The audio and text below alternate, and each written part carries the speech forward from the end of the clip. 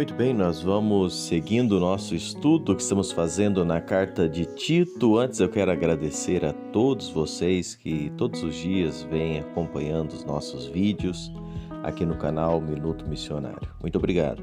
Se você não é inscrito, se inscreva, deixe o seu joinha, seu like, faça seu comentário e também compartilhe esse vídeo, mande para outra pessoa para que possa também ser abençoado pela palavra de Deus.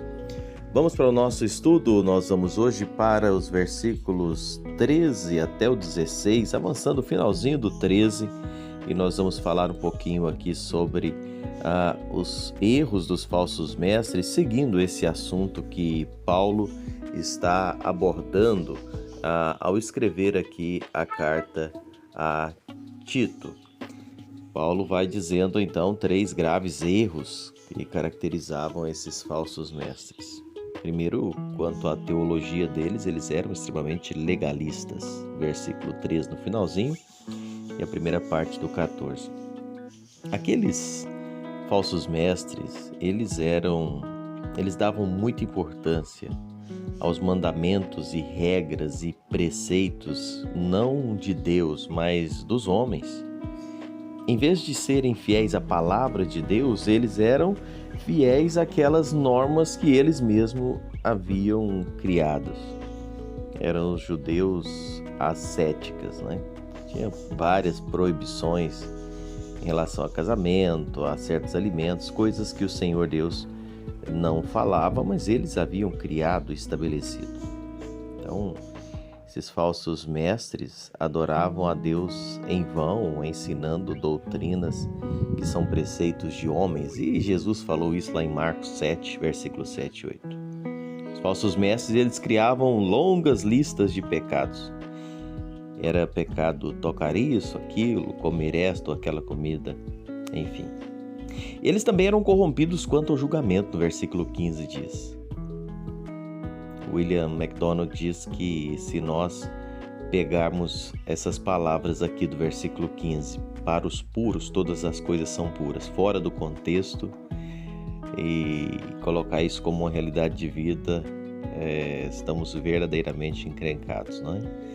Todas as coisas são puras. Mas sabe de uma coisa? Tem muitas pessoas hoje, de forma inescrupulosa, usa esse texto aqui para justificar comportamentos reprováveis, fazendo coisas erradas mesmo aos olhos de Deus, dizendo não, mas aos puros todas as coisas são puras. Essas pessoas vão deturpando as escrituras para a própria ruína, não é? Como diz Pedro, segunda carta de Pedro, capítulo 3, versículo 16. Todas as coisas aqui têm que ser entendido no seu contexto, ou seja, que Deus criou para ser consumido como alimento. Não tirar texto do contexto para justificar os seus erros. Não é a coisa impura que faz o homem ser impuro, como os próprios judeus naquela ocasião equivocadamente sustentavam. João 18, 28 diz. Mas são os homens impuros que fazem com que toda coisa pura seja impura. O homem, ele é impuro na sua essência, ele é impuro no seu coração. Mas o problema, meus irmãos, aqui é que os falsos mestres, eles davam muito mais valor à pureza aparente e um ritual da aparente pureza do que a pureza interior, do que a moral. Então eles proibiam o que Deus aprovava porque eles viviam atolados na impureza. Então julgavam tudo como impuro. Se alguém é puro em seu coração, todas as coisas são puras para ele. Se o coração é impuro, ele torna impuro tudo o que pensa, o que fala ou o que toca. Aqueles judeus, eles eram inconsistentes em relação ao seu testemunho também. Esses hereges cretenses, eles eram judaizantes. E Paulo aqui está criticando a presunção deles, né? De acharem que pertenciam a uma elite acima dos demais, né? Eles se consideravam privilegiados acima dos outros, conheciam mais do que os outros, mas a vida deles não condizia com o conhecimento, com o que eles sabiam, ou seja, o conhecimento não produzia mudança no seu caráter. Eles diziam conhecer a Deus, mas negavam a Deus na própria conduta. E isso é lamentável. Hoje muitas pessoas vivem assim. Tem muitas pessoas que conhecem muito da Bíblia e sabem da palavra de Deus, mas não gera mudança, não gera transformação. Isso não adianta nada, aumenta mais a sua própria condenação. Pelo contrário, muitas vezes pessoas que conhecem pouco da palavra de Deus, mas o pouco que conhecem, praticam, vivem, e isso de fato é o propósito de Deus. Tem uma frase de John Stott que eu acho muito boa. Ele diz: nós não podemos afirmar aquilo que negamos, nem negar o que afirmamos. Por quê? Porque isso seria hipocrisia. E como é que as pessoas afirmam que conhecem a Deus pelas suas palavras e os seus atos, a sua vida, negam isso? Isso é um ritual simplesmente desprovido da realidade. É ter aparência sem ter poder. Quando nós seguimos olhando, Paulo fala que esse comportamento deles é uma abominação. Sabe, isso é muito sério. E essa palavra abominação que Paulo escreve aqui, a palavra grega bideluktos, que significa abominável, está se referindo aos ídolos pagãos. É uma coisa repulsiva aos olhos de Deus. Então, a pessoa que vive assim, ela está se tornando abominável aos olhos de Deus. Porque de Deus não se esconde nada. E a palavra também, Paulo usa a palavra reprovado aqui, que é a palavra adokimos, que significa uma moeda falsificada. Ou seja, está descrevendo alguma coisa falsa, que era para ter valor e não tem.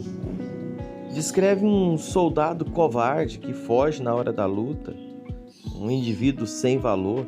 Olha que coisa séria. Então, quando uma pessoa tem uma mente impura, uma vida inconstante, a sua vida não é útil para Deus e nem para o seu semelhante. É algo vazio, Verdadeira religião é divina em sua origem, espiritual na sua essência e moral nos seus efeitos. Se não tem isso, não tem valor diante de Deus. E a igreja não pode ficar, e fechando aqui esses pensamentos, a igreja não pode ficar na defensiva, mas a igreja precisa ser proativa. Alguém disse esses dias: mas por que a gente está falando tanto sobre isso? Por que falamos tanto sobre falsos mestres, falsos ensinos? Eu não sei se você tem observado nos estudos que estamos fazendo nessas cartas já há alguns meses, em quase todas as cartas esse assunto, falsos mestres e falsos ensinamentos, ele é recorrente. E por que é recorrente? Porque é algo real. E nós, enquanto igreja da atualidade, não podemos negar essa realidade e nos calar. Nós precisamos falar, precisamos alertar. A igreja precisa falar sobre a disseminação dessas heresias, desses ensinamentos. A igreja precisa viver uma vida que condiz com aquilo que professa. E outro fato, nós só podemos neutralizar as trevas com a luz. Aqueles que andam no erro precisam ser convencidos pela verdade. Precisam ser silenciados, repreendidos. Para quê? Verso 13 fala: para que sejam sadios na fé. Que o Senhor nos capacite a falar, testemunhar, mostrar e estarmos atentos para não sermos levados por esses ventos de doutrina e ensinamentos falsos que tanto vemos por aí. Deus te abençoe. Até o próximo encontro.